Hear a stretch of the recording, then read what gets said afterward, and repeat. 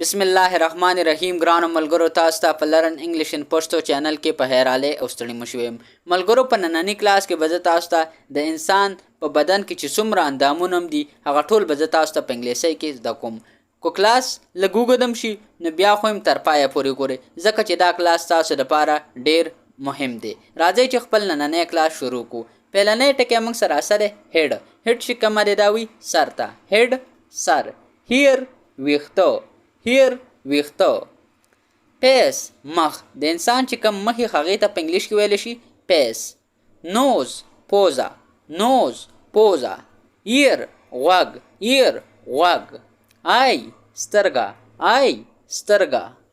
موت خوله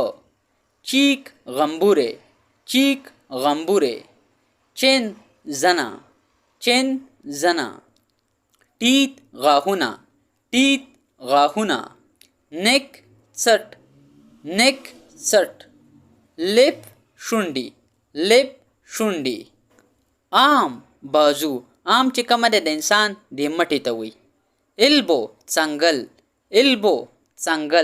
رست چې کومه ده د انسان چې دا کم پیوند دی یعنی د انسان د لاس نه بعد چې دا کم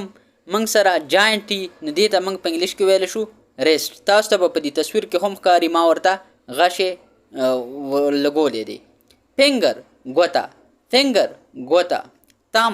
تمب چې کومه دی د انسان چې دا کم غټه ګوتې دا کم باندې چې ما غشې لګولې دی نو دې ته په انګلیش کې وي تمب پام تلې د لاس تلې ته په انګلیش کې ویلی شي پام هینډ لاست چیسټ سینې ته په انګلیش کې ویلی شي چیسټ ما بیل شي ته چې کم شي ته په انګلیش کې څه ویم هغې ته ما دا غچې وروستې دی شولډر وګا د انسان چې کومه وګۍ دي ته په انګلیش کې ویلی شي شولډر لیګ خپا هیل پونده هیل چې کومه ده دا د انسان د خپې چې کومه دا پوندې دي ته موږ په انګلیش کې ویلی شو هیل نی ګوټنه یعنې د ګوټنې ته په انګلیش کې ویلی شي نی د خپې چې کومه ګوټنۍ دي ته په انګلیش کې ویلی شي نی فوټ چې کومه ده د انسان چې کومه خپۍ دا ټوله خپه چې دي ته موږ په انګلیش کې ویلی شو فوټ آمپټ چې کومه ده د انسان ترخ ته وي د انسان چې د لاسونو نه لاندې کم دا ځای دي ته موږ په انګلیش کې ویلی شو آمپټ انکل چې کومه ده دا دی ګیټۍ ته وي د انسان په خپه کې چې را کومه ګیټۍ لګېدلي دې ته په انګلیش کې ویلی شي انکل ویسټ چې کومه ده د انسان دا نری ملا ته ویلی شي ویسټ ناسټرلز پوزه د پوزې چې را کوم سوري دي دې ته موږ په انګلیش کې ویلی شو ناسټرلز ټو چې کومه ده د انسان په خپه کې چې کومه را غټه ګوتې دا پیړه دې ته موږ په انګلیش کې ویلی شو ټو کاف چې کومه ده دا د انسان په خپه کې چې را شاته کومه غوښې لاندې نو دې ته موږ په انګلیش کې ویلی شو کاف ما ورته غچې هم وروستې تاسو د غچې تم ګورئ تاسو چې کوم دا تصویر ته ما بالکل غچې هم وروستې نو تاسو به په اسانه طریقې سره پوهیږئ فارهیډ چې کومه دی تندي ته وي تندي ته په انګلیش کې وي فارهیډ بیکس چې کومه دی د انسان چې شاته څومره ملای دي ته موږ په انګلیش کې ویلی شو بیکس ګمز چې کومه دی دا ورو ته وي یعنې د غاښونو نه بره چې کومه غوښې بره او لاندې دې ته موږ په انګلیش کې ویلی شو ګمز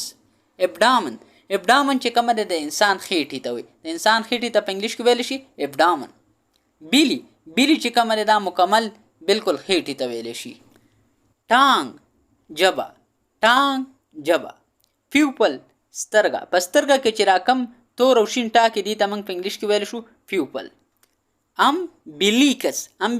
چې کومه دی دا موږ د انسان په خېټه کې چې راکم نوم دا کومه سوړه شانتې دي ته موږ په انګلیش کې ویلی شو امبلیکس نیل نوک د انسان چې کوم نوکان دي د ګوتو د خپو دا دې دواړو ته موږ په انګلیش کې ویلی شو نیل آیبرو چې کومه دی دا وریځو ته ویلی شو د انسان د سترګو نه بره چې را کم ویښتۍ دي ته موږ په انګلیش کې ویلی شو آیبرو فیسټ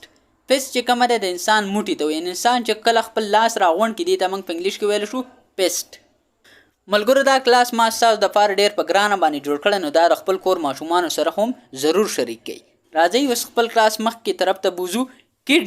کډني چې کومه دی دا ګردو ته وي د انسان په بدن کې چې کومې ګردې د انسان په خېټه کې دننه لګېدلي دي ته په انګلیش کې ویلی شي کډني لنګز وي پړپوسته یعنې په کوم څیز باندې چې انسان ساګانې الي په هغې ته موږ په انګلیش کې ویلی شو لنګز لیور لیور چې کومه ده دې ته موږ جګر وایي. ریبس چې کومه ده دا پښتو ته وایي، یعنې د انسان په بدن کې په خېټه کې یا مطلب د خېټې نه بره چې را کوم هډوکي دي نو دې ته موږ په انګلیش کې ویلی شو ریبس، پوښتی ورته موږ په پښتو کې وایي. سټامک معده، د انسان چې کومه معده یي، کوم خوراک چې هضم کوي هغې ته موږ په انګلیش کې ویلی شو سټامک. هارټ زړه ته په انګلیش کې ویلی شي هارټ. ملګرو په دې کې ما څه څیزونه پرېښي دي هغه به تاسو ما ته په کمنټ سیکشن کې وایي. پهلنی ټکی دی بریت ته په انګلیش کې څه وایي، ګیرې ته په انګلیش کې څه وایي، د انسان په بدن کې چې کوم تریخی هغې ته په انګلیش کې څه وایي، او مرۍ ته په انګلیش کې څه وایي. نو دا تاسو ما ته په کمنټ سیکشن کې ضرور ووایي. ملګرو زه امید کوم چې انشاءالله دا کلاس به ستاسو خوښ شوی. دا کلاس ما تاسو ته په لنډو ټکو کې وکړو، ځکه مې درته په لنډو ټکو کې وکړو چې زما آډینس تنګ نشي. نو زه امید کوم چې دې کلاس نه به تاسو ډېر ارڅ زده کړي. ملګرو انشاءالله پر روانو کلاسونو کې خو به هم زه ستاسو دپاره همدغه رنګې ارڅ راوړم، ځکه چې انسان د خپل ځان نه هم خبر شي. د انسان په بدن کې چې څومره ارڅ دي چې هغه هم هغه له په انګلیسۍ کې ورځي. نو انشاءالله زما دا کوشش دی چې تاسو ته څه هم په نظر کې راځي، څه په سوچ کې راځي، هغه به انشاءالله تاسو له په انګلیسۍ کې هم درځي. خو تاسو مهرباني دا کوئ چې ویډیو تر پایه پورې ګورئ او د خپل کور ماشومان سره ضرور شریکوئ. دا زه تاسو ته بار ویم. ملګرو اوس ماله اجازت راکئ، انشاءالله تاسو سره به په یو بل نوي کلاس کې ملاقات کیږي. د خپل ځان ډېر خیال ساتئ. د الله په امان.